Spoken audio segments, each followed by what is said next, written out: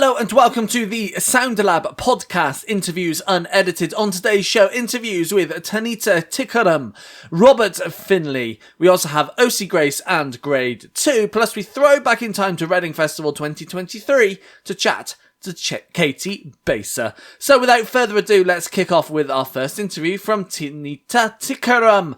She is releasing new music right now and we had a chat with her all about it. So Tanita Tikarum, how are you? I'm very well, thank you. How are you? Good, yeah, not too bad. Thanks so much. So we've been playing a single of yours called Love Don't Come Around. Tell us a bit about the single, first of all. So the song is a little bit of a little refresher. It's the kind of me going back to basics, and I can hear very much how much the Beatles influenced me. It's a kind of, I think it's a little bit like an early.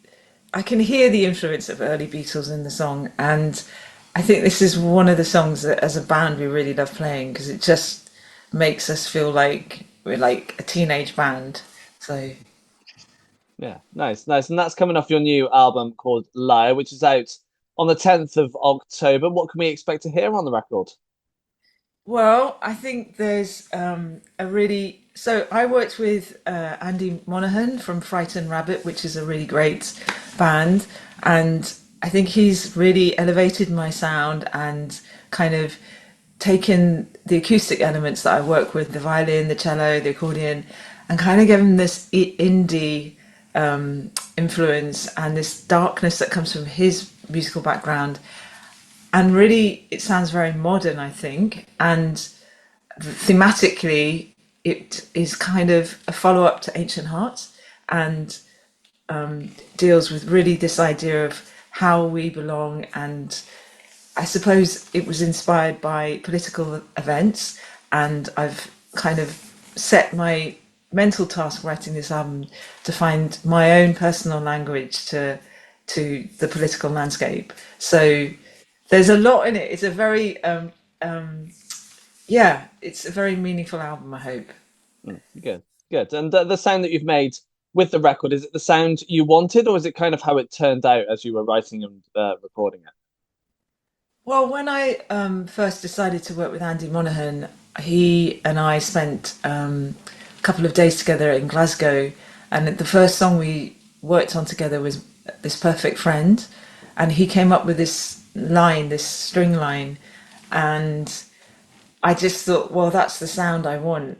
Yeah, I found it. So I kind of think it's the sound that you want, but you can never get. But I think I have got it on this album. So yeah. Good. And I'm sure you wrote more than what made it onto this record. What happens to those now? Do you consider them again down the line, or is it a case of starting afresh when the time comes? No, I have to start again. There's a couple of ideas I have, but one of the songs it just was too convoluted, and I can't, it just doesn't work. So no, I think I need to have a very new palette and a new. I start listening to things going, oh, that's really cool. What is that? How are they doing that? And it starts to make you want to write songs again. I'm really like that. I'm not the sort of person who writes all the time. I kind of get very inspired by other artists and other also literature, other things that are happening in the ether, other events that make me want to write. Yeah. Yeah, for sure. I'd like to talk about the writing process as well. So for you, how the tracks normally start off?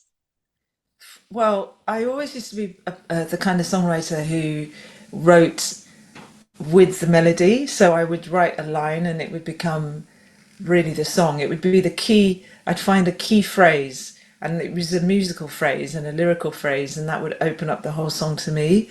I think on this album, the writing process has been slightly different.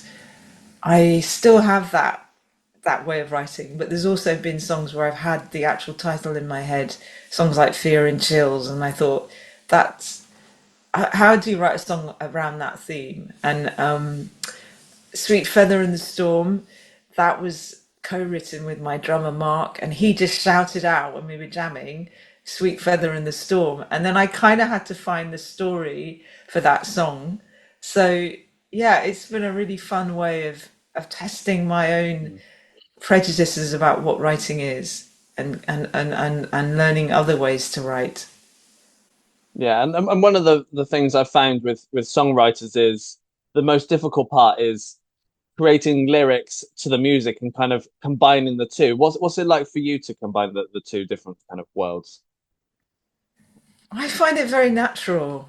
I find that I think that the melody and the lyric are talking to each other. They're just telling you what to do. When you get a good one, they're kind of right. I feel like they write themselves, and I'm really funny. I think when I hear a lyric that's not natural, it kind of irritates me. And even in other writers, I go, oh, that doesn't sound like a very natural lyric. That sounds like something that's been written away from the instrument. So, so yeah, I don't Mm. know. Yeah, I think they're Um, together. Yeah. yeah, yeah, fair enough. Everyone's different, of course. And you're here in the UK at the moment. You've just started a tour. You're doing some in stores at the moment. How was last Yeah. night? And are you ready for the rest? Last night was awesome. I was just really, it was just, there's so much madness happening in the world at the moment, awfulness. And me and my cellist, Zozia Jagodinska, who unfortunately Helen has COVID, Helen O'Hara from Dexys. So Zozia has been stood in for her. But we were just talking, and she said, there's so much awful in the world that just having that community and that exchange with people, which is music, is so healing.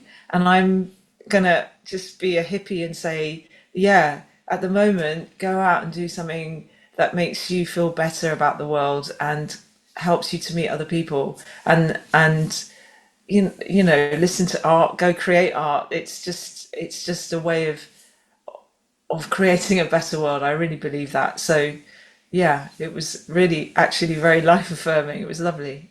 Mm, yeah, absolutely. And you've over the next 6 weeks, you've got both in-store dates and kind of the big proper shows. How do you cater your sets for both?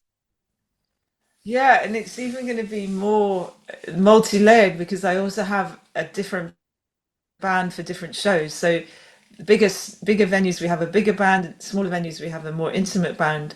So and they have different set lists. So I keep saying to everybody, I'm just keeping you on your toes. But I think I'm going to be the one who has to keep on her toes because it is a totally different mindset for each performance. But thankfully, these are musicians I've worked with for quite a long time. So hopefully, we're going to just rise to the occasion and be flexible and fluid Mm. and yeah. But I'm really excited. I don't know what. I just feel like doing things like this at the moment is just really important and really, but even important for my mental health. So yeah, Mm, yeah. yeah, yeah, for sure. This takes you through until middle of November. You hoping to add any more dates this year, next year, and are you hoping to go Next year, outside of Europe as well?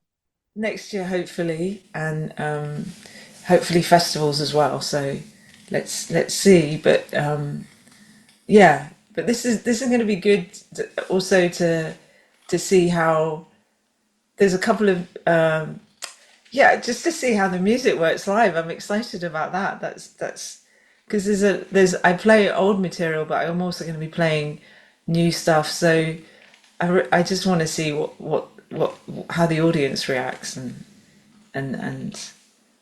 it's going to be a vibe. It's Mhm. going to be good. Good. Are you hoping to go outside of Europe as well? Uh, well, I don't know. I'd love to tour Australia and New Zealand if anybody's got a magic wand of lovely concerts. I would love to visit those countries definitely. Yeah, yeah, good. You've been writing and releasing music for kind of well over 30 years now. How have you and how has the music evolved since the start through until now? Well, to be honest, when I started, I was so innocent. Not, I had basically no musical education apart from guitar club, which was like 30 kids in a room just Hmm. playing anything. So I don't, I'd never played with other musicians. I'd never had any sense of. of what harmony was or bass part. I just wrote songs, and I suppose what's happened over the years is my education has been, I've been educated about music in a different way, and I have become more sensitive to other things in music that when you start, it was impossible. I didn't even know. Most of the songs on Ancient Heart are in the wrong keys because I didn't know that you could change a key. That's why everyone says, "Oh, she's got such a low voice." And I'm like, "No, I don't have such a low voice. They're all in very low keys." So that has been quite an education to realize. I remember I have a singing teacher now, and she said to me, "You know, you can change a key." Sorry. And I was like, "Oh, really? I thought it was written in stone." So, yeah, that's been a vibe. But even though it was in your lower register, I guess Ancient Heart was kind of the one that kicked things off and Yeah, was most successful for you, especially yeah, with the yeah. tracks like Good Tradition and Twisted My Sobriety. When you were writing those, kind of before anything kind of kicked off for you, did you realize that these were good songs and that they were gonna kind of be heard by a lot of people? No, no, frankly, no. But then I must have thought something because I took a year off, and before going to university, and my mum said, "Okay, you don't have to go to university if you get a record deal." And of course, she just thought I wasn't going to get a record deal, so she's just saying it. But I did. So um, I must have thought somewhere they were worth listening to. But yeah, And don't here know. you are, all those years later, still writing and releasing music. So Exactly. it paid Yeah. off. Yeah, it paid off. Yeah, it paid off. Sorry. Yeah. And I hope you enjoyed the interview there with Tanita Tikarum. Now, we are all over social media, so come and find us at The Sound Lab, yes, on all the socials. And you can also check out the website, thesoundlabuk.co.uk.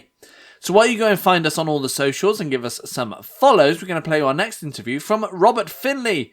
He is also in the process of releasing new music with a new album out this week. We had a chat with him all about it. So, Robert Finley, how are you? I'm doing great, man. How about yourself? Good, yeah, not bad. Thanks so much. So we've been playing a single of yours called Holy Ghost Party. Tell us a bit about the single, first of all. Well, it's something I always wanted to do, and as a matter of fact, I still play. Been playing for the same church for over 23 years, and then grew up in church, and I just felt like uh, church was getting boring to a lot of people. A lot of kids don't like to go, so I said, well, I need to do something to uplift it to make it a fun place more than something they're being punished to go sit in. Because, with me, when I was a kid, I had to go whether I wanted to or not. And there's nothing wrong with that. But I think we need to make it to where the kids want to go and get that in their life early. And that'd be something they can always reach back to. Hmm. Yeah, I fully agree with that. And that's coming off your new record, which is out next week. Hallelujah, Don't Let the Devil Fool You. What can we expect to hear on the record?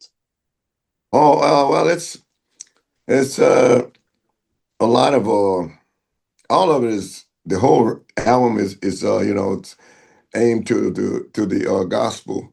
Um, like I say, I do the blues, but the blues is to me is not don't have to be a sad thing. It doesn't matter if you label it as gospel or blues, as long as you're telling the truth. As long as it's about real life and reality of it. So sometimes when people say blues, they look for a sad thing or a depression thing. But the blues can be uplifting too.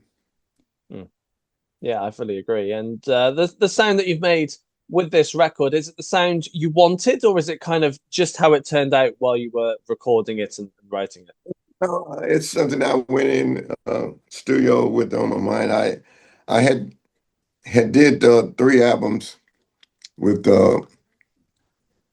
Easy Eye Sound, And so the fourth album, we didn't have a plan. It was just what I wanted to do. Dan said, let's make another album. You ready to make another album? And we went in with the idea of making an album. And I told him, I said, Dan, I said, I think I need to do a gospel album. I said, because so many people from the churches asking me when I'm going to do a gospel album. And his response was, I don't care what you sing, man, just sing. So we they would arrange the music. And that's the one thing about it. You don't need a pencil and a paper to tell what you already know about life. Uh, if it's real and it happened or it's happening, then you don't have to write it all down and spend lots of time writing the song.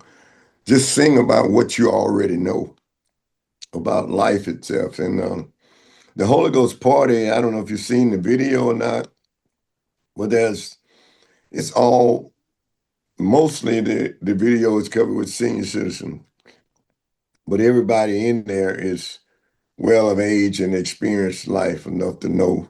Um, but most of them are seniors, citizens that are retired, and I thought it would be great to give them something to look forward to. And then when the kids see grandma and grandpa, uh, you know, dancing in the spirit, then they'll want to.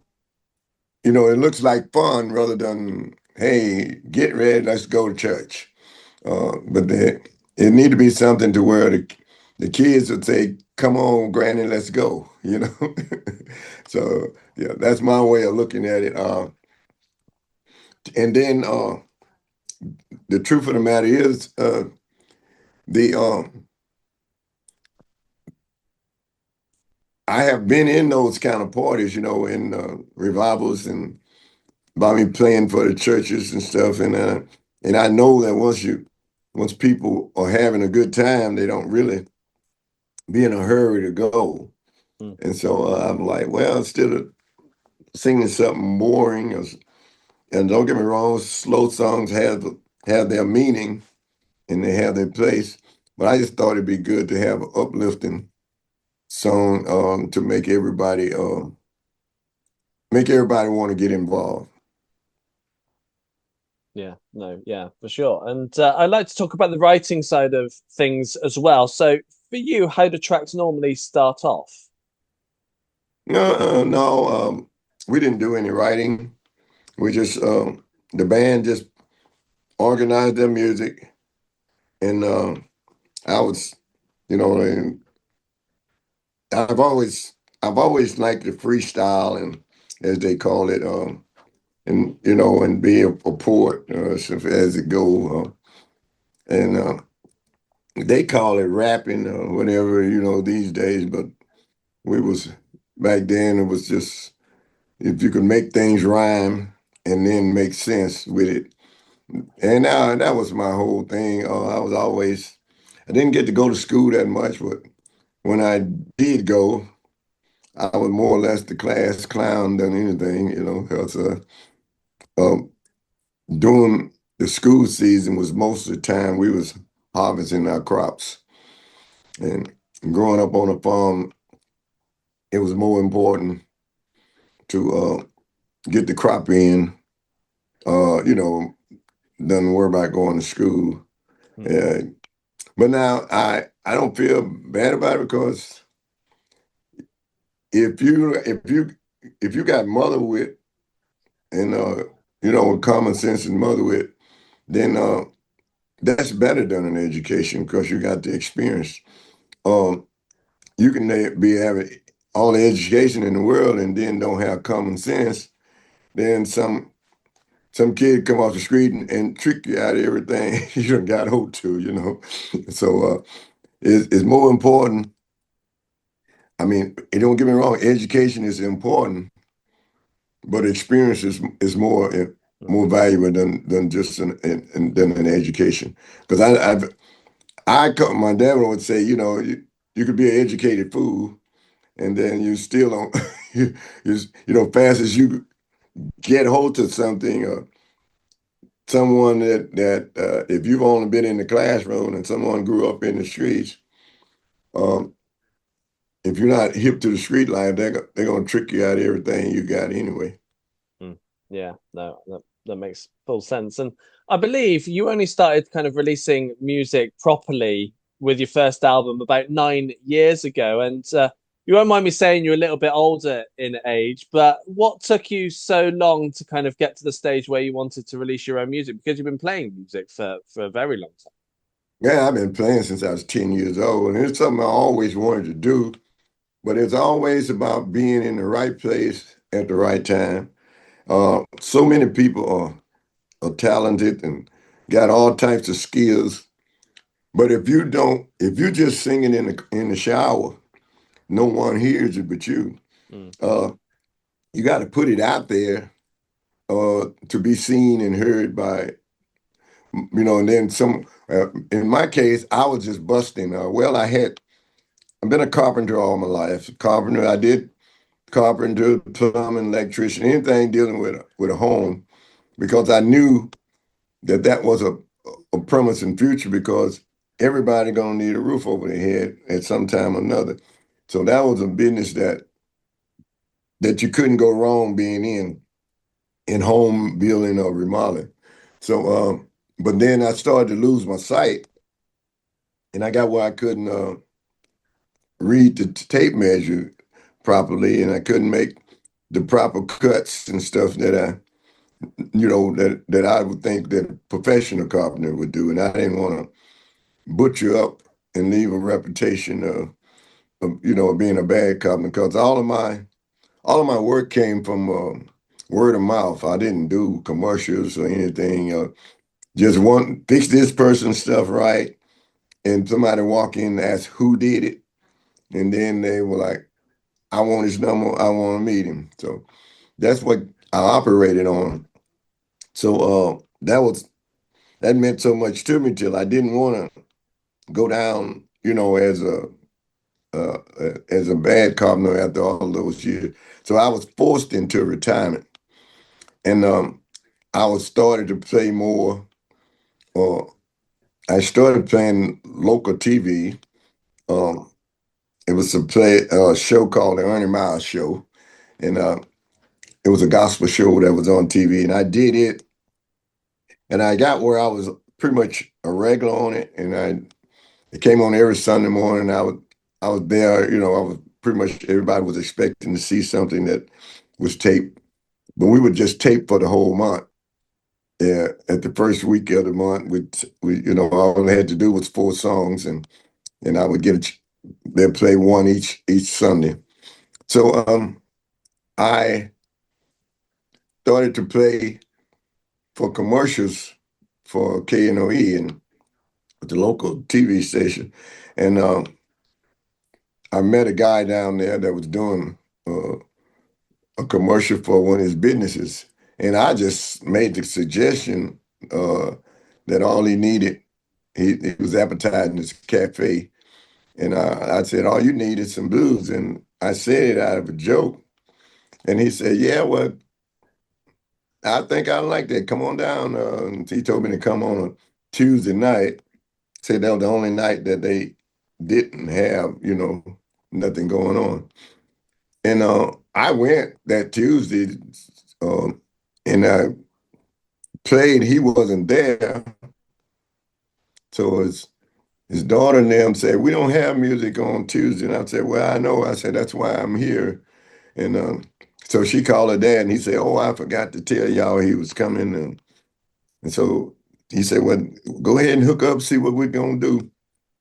And I played that Tuesday, and everybody seemed to like it, and the owners, and they called Dad, and he said, "How did it go?" He said, "Well, tell him to come back next Tuesday, because I want to be there to see it myself." So when I came back the next Tuesday, uh, the word got around. It was all over social media, and so I got to wind up being a regular every Tuesday night. And it's a seafood restaurant, and they mostly sold crawfish. That's they specialize in. Uh, it's called Riverside on the island. But anyway, Tom Hardy had made me a regular there, and we had become friends too. So because I really made Tuesday night one of his biggest nights, and because people was coming that hadn't been coming and sitting out, and he said, "Man, you done turned Tuesday night into the biggest nights. That I'm gonna move you up to Friday and Saturday." And then that worked great. And then when crawfish season was over, I didn't have nothing to do. So he was going to a festival, and he asked me, did I want to tag along? And I was like, yeah, I ain't got nothing else to do. And so I guess he wasn't expecting me to be there, but he said, if you want to go, you be there. In the morning, we leaving out about 4 o'clock.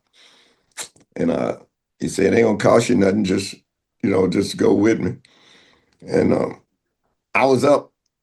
Matter of fact, I drove my van down there, and I parked so that I wouldn't oversleep. I made sure I would be there. I was there when they got there. And we went to the King Biscuit Festival in Helena, Arkansas. And I just took the guitar just for personal use. But I heard about a jam session that they was having on the big stage. And when they did sound check, I asked about the jam session, and they asked me, who you got to play with you? I said, I'm by myself. I said, 'cause, I don't know nobody. They don't know my music. I don't know what they're doing. I said, I'd rather play by myself. That way, if it wouldn't be nobody's fault but mine if it don't pass over. So the guy says, nobody's never did this before. He said, either you're going to, he said, but since you got that much confidence, say, when you hear the music stop, say, come to the stage, and I'm going to give you the stage. So when they finished the sound checks and stuff, I walked up on the stage and I told him who I was and stuff. And he says, he didn't know anything about me. So he said, now this is the truth. He said, this is a rough audience here. He said, either you're going to be successful or you're going to be the laughing stock of the festival. And I was like, well, I'll just take my chances. And so I did one of the songs I had written from an album that I did long ago. I did an album in 1999, but it never was promoted. It was just for personal use. I just did a CD for my friends. I could pass around with my friends. I sold them out the trunk of my car and stuff like that. But there was a guy came up from the Music Maker Foundation, saw me on the street, and he asked me, did I mind if he take a picture? And I said, no, everybody pretty much doing what they want to do anyway. And so we took the photo, and when I took a break, that's when he told me that he was with the Music Maker Relief Foundation. And he said what they did, they was helping struggling musicians after the Hurricane Katrina. We had the big flood in New Orleans, and so musicians had to leave from, and go back to wherever they had come from. And so I took a chance on going to play for them, and then I did that one little album. But I had gave them the record that I did in '99, and they liked it. And so I was singing the song. I said, I'm gonna buy me a bulldog, watch my house when I'm not at home. I ain't seen nothing with my own eyes, but I know something funny going on. And so it was written to be a comedy, and so it would work both ways. If they didn't like the singing, they might like the joke. So that was basically what I was pinning on. But they liked it in both ways. So when I got a chance to do the recording with the Music Maker Foundation, they just recorded me and they sent it to Memphis to Big Legal Mess, which their Fat Possum Records is what they got, but they changed the name to Big Legal Mess. And I went, when I got out of blind school, I went straight there and we recorded an album there. And it took us like 2 days to do it because I didn't know any of the musicians and none of them knew me. And so we kind of like took our time and we got it done. And all the guys said, man, you got to hit. And the guys, everybody in the band, that's one thing about it. They had great musicians. Everybody were already well known. I was the only, and at the age of 63, I was the youngest one in the band. And so all these guys that played for James Brown, Ray Charles, and Elvis Presley, they all had, and I didn't really believe it. So the next day they brought the proof, where they was hanging out with Elvis and they said they were still in school when Elvis was when they was playing for Elvis at the juke joint. So I said, well, I'm with the professional musicians, and when you're in the room with the best, it kind of brings out the best in you. And I'd say it's a now or never situation. But the record turned out great, and then we was actually on tour. I was on tour with the Music Foundation when I got a phone call.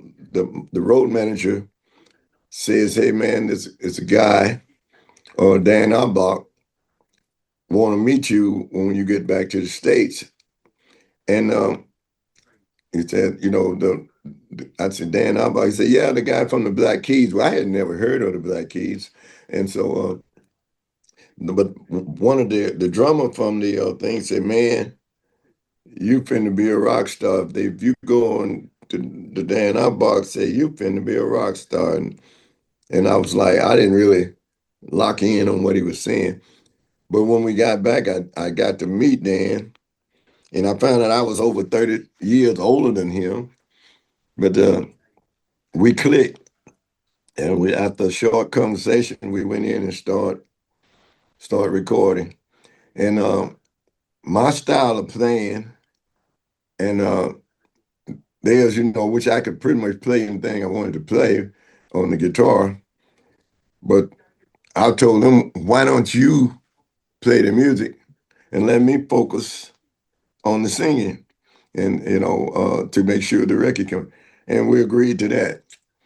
And so when they would say what they wanted to say, well, it's supposed to have been 4 records, 4 songs on the Murder Banner.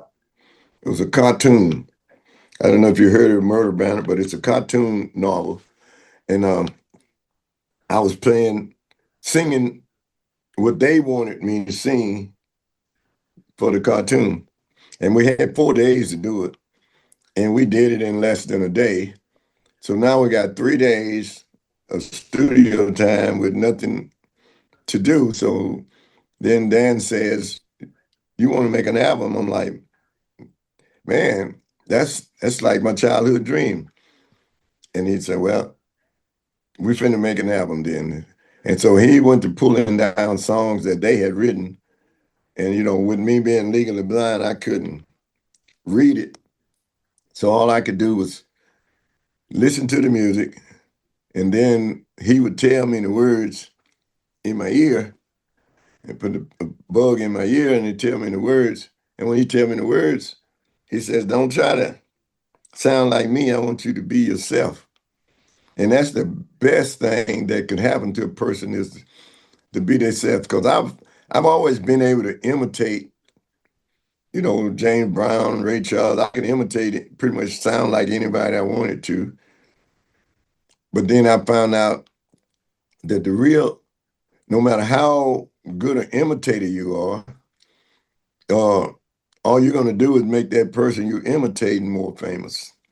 So you got to step out of the box and do your own thing. And that's what makes you remembered is by you being different. I didn't want to be like nobody. I wanted to be different from everybody because that's what people remember, something different. Yeah, no, yeah, they absolutely do. And with a busy life having gone on in the past, you've still got a busy time ahead. This month, you're touring across the UK and Europe. I bet you can't wait to be doing some more shows. Yeah, we got, we did the BBC television viewing yesterday, and we start with the interviews and stuff. That we're on a 30-day tour. So with 30 days, we're doing like 16 shows, and I don't know how many videos and Zooms we're doing because it's every town I go to, there's another photographer or another somebody, just waiting to tell the story. And I never pass up an opportunity to tell the story. And it never changes. If it ever changed, then that would be a problem. Um, the truth doesn't change, and so in my future can change, but my past would never change. So I sing about my past and then my hope for the future. So that gives me and the young people, to them, his history. And then to the elderly people, it's a trip down memory lane. But if you can get the kids and the grandkids and the grandparents all to dance to the same music, then you have filled the generation gap. And most time, the older people don't want to hear the young folks' music. Young people don't want to hear what the old folks are sitting around and looking to. But we was able to make a gumbo, as I call it, to where we have a little something for everybody. That it doesn't take but one song on the album to make someone go out and buy the album. Because if they love that one song, they want to know what else is you got to offer. So I always try to put a little bit of everything on each album. Now, all the other albums, they would have at least one gospel song on it. But this song here is catered. This new album, Hallelujah, Don't Let the Devil Fool You. It's all catered to the believers and trying to make believers out of non-believers. So a lot of times they've never really sit down and listen to the gospel. Or you can get people to dance to it when they won't just come into church and sit down and listen to it. So it's a kind of a two-way street. You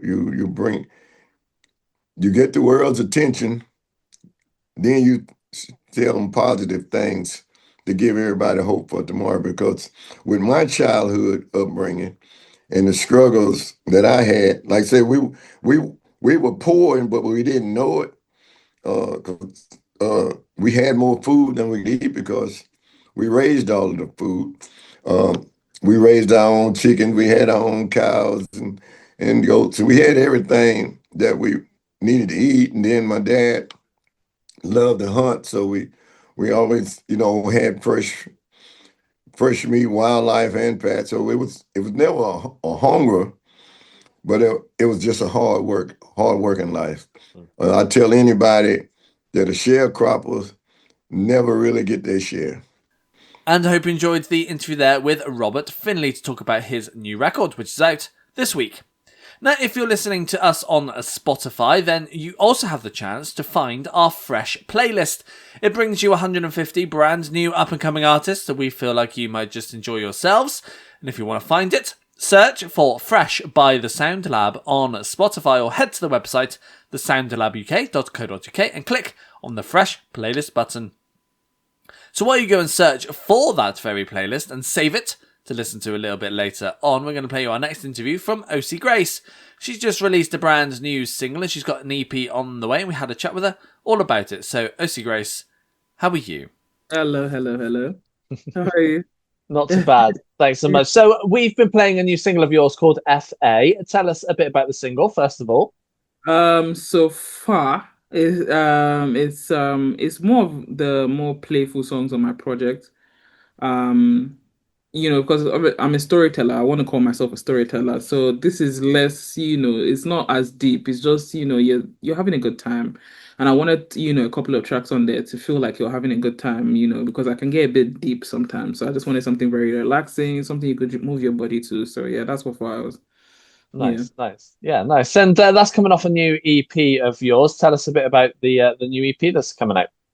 Um, I feel like I'm not supposed to say the name, so let me just shut up. But I would say it's inspired by love and falling in love with someone for the first time, but also falling in love in Nigeria because I'm from Nigeria and falling in love there and we know how difficult things can be there just generally from making money to surviving to living and not now think about adding love on top of this, which is something we all deserve, to love and to be loved. So this is the project takes you through my journey on that, and that's what my project is about, the ups and downs of it. Yeah. Yeah, nice. And the sound that you've made with this new EP, is it the sound you wanted, or is it kind of how it turned out when you were writing and recording it? I feel like I can be very experimental sometimes. So I wouldn't say, obviously you have a vision in your head. You know that this is what the foundation of this should be. But I wouldn't say this is what I thought I would end up with. So that is what happened with the project. I worked with a lot of amazing producers, Progression, Remy Baggins, a lot of Mill Jam, a lot of great guys, and all from, different cultures and spaces. So I merged my culture, my influences with them, and that is how we came up with this project. Yeah. So it Nice. definitely wasn't the plan, but it fit into the plan from where. Yeah, good, good. I'm sure you wrote more than what made it onto this release. What happens to those now? Do you consider them again down the line, or is it a case of starting afresh when the time comes? You know what? I feel like when I write, I move on. But one thing that I do is I try as much as possible to give all the music that I did to my management, So even if it doesn't fit for me anymore, because I literally do move on, it can work for another artist and they would kill it. So definitely I'm gonna put some together. Some may come out, later, but some may just go to another artist. And so I'm open to whichever. Is that something you're wanting to do more of in the case of writing for others, or are you going to prioritize your own releases? Some songwriting has been a love of mine for a couple of years now, and it's definitely something that I told myself once I kind of get to more of a balance with being an artist, solo artist, I would get back to songwriting. And that is something now that the pressure of working on an EP is off me, I'm gonna get back into songwriting, hopefully. So yeah. Good, good. Tell us a bit more about the songwriting process. So for you, how do tracks normally start off? Um, for the most part, a poem. So that kind of helps me keep a structure with the tracks and it's coherent, like everything just works together. So I write the poem. I am brutally honest with myself, even if it makes me look lame. I don't know what word to use, so I'm brutally honest about it. So I write the story, I write the poem, and that would help me now figure out the lyrics and melodies as it goes. The melodies just come, but I think the story is the most important for me to be able to write a song. Mhm. Yeah. And how easy do you find it to layer up the track? Because obviously it's more than just the vocals and the melody. There's all the instrumentation as well. How easy do you find it to kind of add all the layers to it? So for me, like every track that I've made, almost every track really, like I have played a role in there. So I'm not the button presser, but I definitely recognize sounds and everything. So I'm grateful that I work with producers that love to collaborate too and learn and also definitely want to know what the artist wants. So yeah. And look into the future as well. Is there anything that you want to try in your either in your sound or your songwriting process that you want to try to see if it works for you? I think I'll probably rap. Just I feel like I'll just, bust out rapping one day, but it's not gonna be a thing. I just think I wanna see how it sounds. I don't think I've ever tried it before. I feel like before Nicki Minaj came, I had the confidence to say I wanted to be a rapper, but then she came and I said, I think I should give this to those who know what they're doing. So, but yeah, I think, yeah, maybe I'll try rapping. Yeah, nice. I can't wait for that. Yeah. And people want to see you doing some live stuff. What's your plan for doing some shows? That's definitely in the works, but I think like the main thing for me right now was definitely because obviously this is my first, everything that I'm doing right now is my first. Mm. So basically you're literally one of my first interviews. You get what I'm saying? So it's a lot of first for me. So and I love to take things step by step so it doesn't get overwhelming and I miss the important stuff. So now that the EP is done, Mm. the project is done now. But I did have a showcase with RCA in since 93 end of last year, so that was fantastic. But now that the project is done and we know what direction I'm going artistically, even more solidly now we're making more plans for performances, live performances and whatnot. I did one with there's a platform called Glitch Africa. So that's a performance also. So it's just stuff like that, putting myself out there. But they were definitely working on, more live performances in the Mm. near future. Mm. Nice. Is there anywhere that you want to get to and play at some point? I feel like I just want to have a good time at wherever the vibes are. Maybe Tokyo. Maybe Tokyo, Mm. because yeah, maybe Tokyo and definitely South Africa. Because I just visited South Africa for the first time. They just want to have a good time, man. Tokyo because the lights, the people, is just a whole different culture from where I was even raised or anything I've ever experienced. So I'd love to experience that. So yeah, definitely. I've heard good things about Japan. I have. Mm. Especially for the British kind of music market seems to do Mm. really well. Seems to Yeah. do really well over there. And as you are fairly new to the music world, I'd like to find out how you got into music and this sort of music as well. I think music is something that I've always loved. I think my mom, even my grandfather, he just had a room where he had music just lying everywhere, like recordings from Ebenezer Obey to all sorts of genres of music. And my mom inherited that and that lifestyle also. And then obviously I was exposed to the same thing. So from Tracy Chapman to Sade to Fela to Ebenezer Obey, like I was just constantly, she has to cook, she has to listen to music when she's cooking. If she can't hear it, she's singing it. Doing laundry, we're listening to music. We're just existing. Music has to be playing. So that was my first introduction to music, and that was how it became so important to me because music is like we needed music to live. So that was how I fell in love with music. And as for the singing, I think it just came over time. It was just a decision I had to make and just take a risk with it. And let's see if people like what my voice sounds like. Mm. Yeah, nice. And you must have some aspirations of things you want to achieve in the music world. What's one thing you really want to do at some point In within music, within music? Yeah. that's a great question. That is a great question because I mean, honestly, being an artist was something I wanted to do for a very long time, Mm. and now I'm doing it, because I wasn't always chasing this dream. So I think saying that, I'll say this is something that I wanted to do for a very long time, making music. I'm not sure what else I would love to do aside songwriting and being who I am already because I fought hard to be Mm. this person, but outside of that, I'm not sure right now. And I hope you enjoyed the interview there with Ossi Grace there to talk about her new EP and more.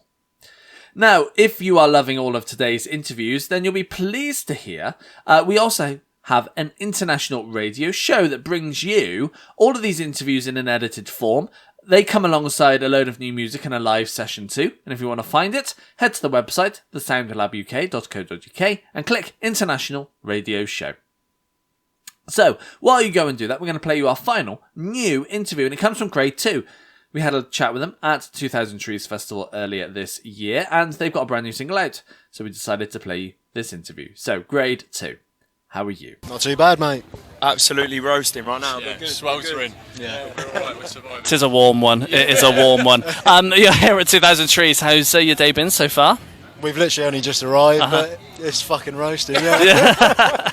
But no, we still got like 4 hours till we play, so we're taking it easy. But Yeah. we're looking forward to the night to come, you know. Yes, yeah, absolutely. We'll check out Kid Capici later. They play just before we play. I want to try and look at the schedule. Do you know if you've got a schedule? Not a clue. anywhere? There's no Because signal I around. haven't got a clue. Yeah, 'cause I This don't is know. exactly what we said as well. Like just like who's on what stage and when. So it's, We've got no signal either, so it's just guesswork. Or just look around and see what happens. Wander around, see who's about. There's some pretty good bands. If you like the likes of Kneecap, then there's some good bands around as well. So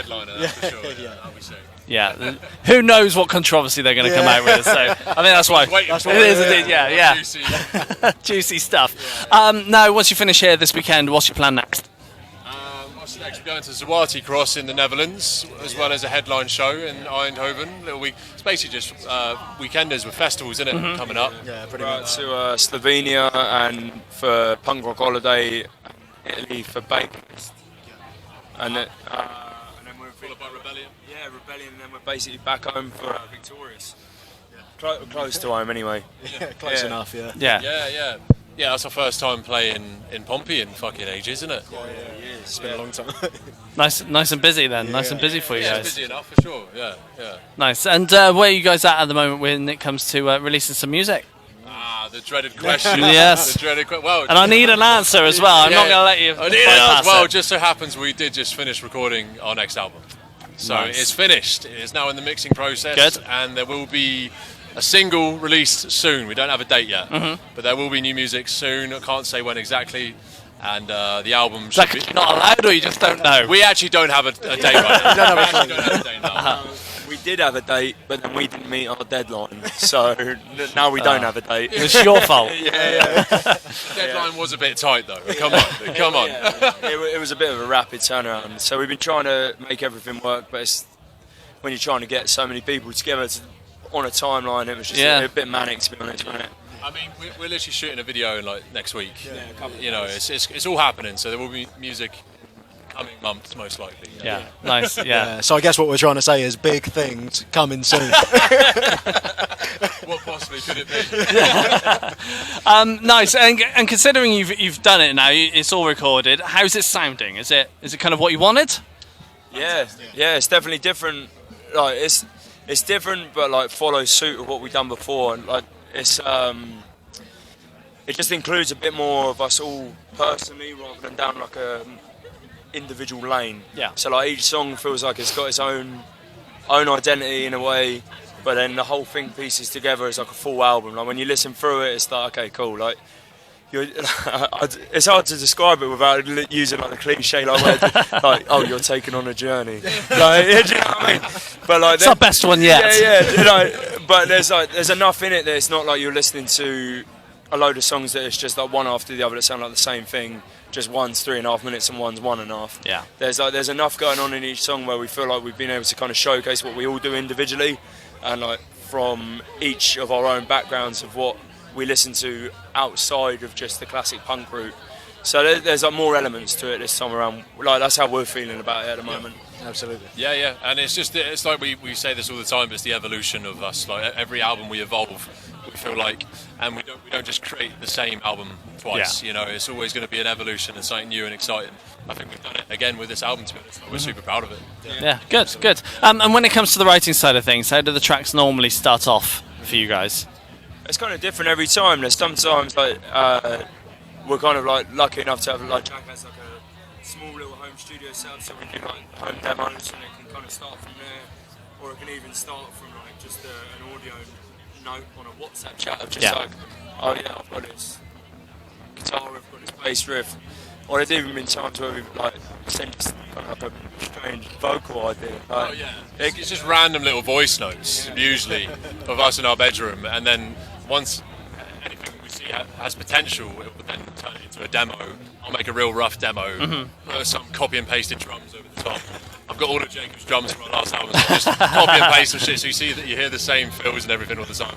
But he's replacing you with tech. That's what's happening. He's so replaceable, mate. He doesn't realise how replaceable he is. And so that's usually how it starts. But I mean, for me, it's usually with a set of chords and a melody, and the lyrics come afterwards. It was a little different this time because we were previously we would demo me and Jack, and Jack was saying using the drums.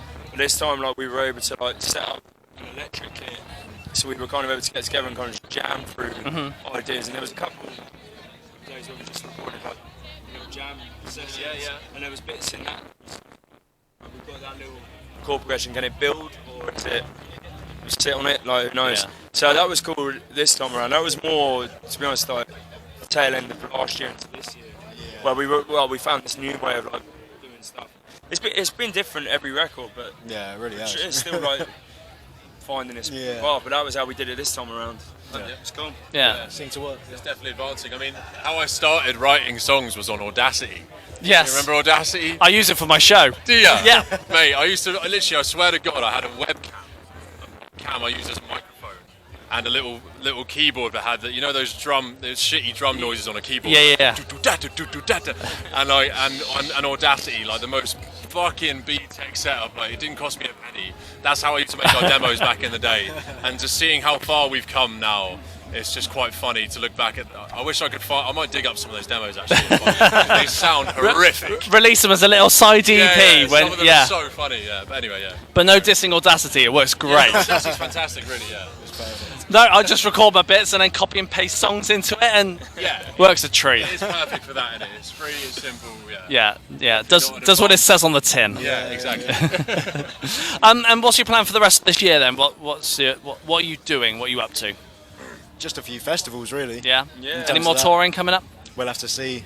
But that isn't a big thing's coming. Yeah, At the moment, we actually don't know. We're kind of like the focus was on the album, and we kind of like held fire on everything else for a little bit. I think like once we're kind of done with the next couple of weeks, I think then we'll kind of sit back and be like, right, what's next? Yeah. We're kind of just focusing on next year at the minute. If we're going to see if we can pick up something at the end of the year, but honestly, a break after this summer I think is well needed. It's been very intense for the past 3 years. Yeah. So since COVID kind of ended, whenever you mark it as ending, when sort of touring started again, we haven't stopped, and I think we've got a couple month break coming up. It's going to be very well needed for our mental sake, I think, and then we're going to hit it hard next year with new music coming out and just go back at it again. Nice. So having a little breather, which I think is going to be good for all of us. We need it. And I hope you enjoyed the interview there with Grade 2 from 2000 Trees Festival earlier this year. Now, talking of festivals, a couple of years ago we had a chat with Caity Baser at Reading Festival. Yes, that was back in 2023. And this is the part of the show where we like to throw back in time, and we're going to do so to chat to Caity Baser. So, Caity Baser from Reading Festival 2023. How are you? I'm so good. How are you? Not too bad. You're here at Reading Festival. Oh my god, what a treat! Yes, I'm so excited. But you can't wait for later. I can't sit still. It's so annoying. It's exhausting. I can't wait to let it all out on stage. Yeah, and you've had a busy summer as well. Busy summer. Yeah, a couple Festivals. of highlights in there oh my as gosh, well with Glasgow.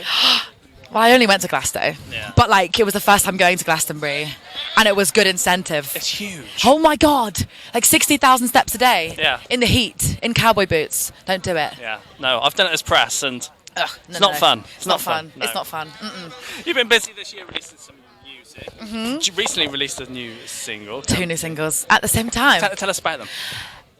Well, one's called Why Can't I Have Two, and it's about liking 2 people at the same time and being like, why can't I have 2? And then in the same respect, I was like, why can't you have 2 songs? Have 2 songs at the same time. True. So I gave them, the people, everyone, you guys, another song called Dilf, which is about my friend's dad, who I think is really hot.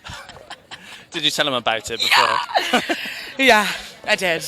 Good. It was funny. And the dad was like, do you know what, Katie? Respect. Fine. Fair enough. Yeah. At least we know where your inspiration can come from now. Yeah. And you've had a couple of tracks alongside DJs, Joel Corey, Sigala as well. How have these come about as well? How did it come about? So I did a writing camp for Joel, which is where loads of writers and producers get together and just have fun and make a song, and you see what happens. Nice. That's kind of how that one came about. And with Sigala, he just reached out to me and was like, do you want to be on a song? And I was like, duh, I'm on my way. Yeah, it's just easy like that. Yeah. Conversations. Yes. And now with a bunch of singles now out in the world, are we giving up to a bigger body of work, or are you sticking with singles? There's definitely a bigger body of work. It starts in al, ends in bum. You know what I mean? It will be coming soon. Good. And for people who love your music, what can they expect from this album? Big sister energy, empowerment, energy, giggles, breakup songs. Nice. Anthems. funny vibes. And when you come to write as well, how do tracks normally start off? It's always about, I love storytelling, so it's just like start to finish telling a story. Start, middle, end, main message. So do you start with lyrics? Most of the time, yeah. How easy is it for you then to add a melody to that and then working out what goes? Almost instantly. Yeah. Sometimes it takes 10 minutes, sometimes it takes a day, but most of the time I just big chill, make songs. And do you think you'll continue doing that in the future? It's always worked for me since I was like 12 years old, just making little poems and then singing them. Yeah. Now it's just songs. Yeah. Which is literally what poems are. Anyway, it's cool. Yeah. And do you feel that you've got to a stage now where you know what the sound is that you want to create, or is there things you still want to try? I love every sort of kind of music. If you look at my playlist on Spotify, it's like D&B, techno, 50s music, disco. Like I love everything. So of course I wouldn't turn anything down. If I like something, I like it, you know. But I think my sound is just British, cheeky, bouncy. Rudeness. Yeah, which is kind of coming to the forefront of music at the moment. Yeah, it's just being honest and singing like how you would talk to your mates is what I call it. Yeah, good. And people will still want to see you live. What is your plans for the next few months for people to come and see you? Well, I'm going to Australia. Okay, nice. I'm not really doing much. Yeah. It's kind of festival season and then announcing a really big thing that may be or may not be an album, and then getting prepared for maybe a big fat juicy tour next year, maybe. Plans are in the works. Works are in the plan. It's all happening. And are you ideally next year wanting to take it to Europe, over to the States? Try stop me. Are these on the cards as yes, well? Yes. All of it. Take me there now. Where do you want to go and play that isn't maybe Europe or States? Where else Australia. is on your bucket list? Which is why I'm so gassed that I'm going. Yeah. Because I never thought I'd get to go. It's the other side of the fucking world. Sorry. I never thought I'd be able to go. Yeah. But I'm going and people want to see me sing there. It's really cool. Absolutely. And when you go into the studio to record, how does it work for you? If it's your song, how does it work? And if you're with someone else, how does it tend to work? It's all kind of the same thing. I've stopped going into the studio with ideas. I kind of just get to the studio, we start talking, and then a song literally just falls out of me. And then we all just kind of like piece it together like a puzzle.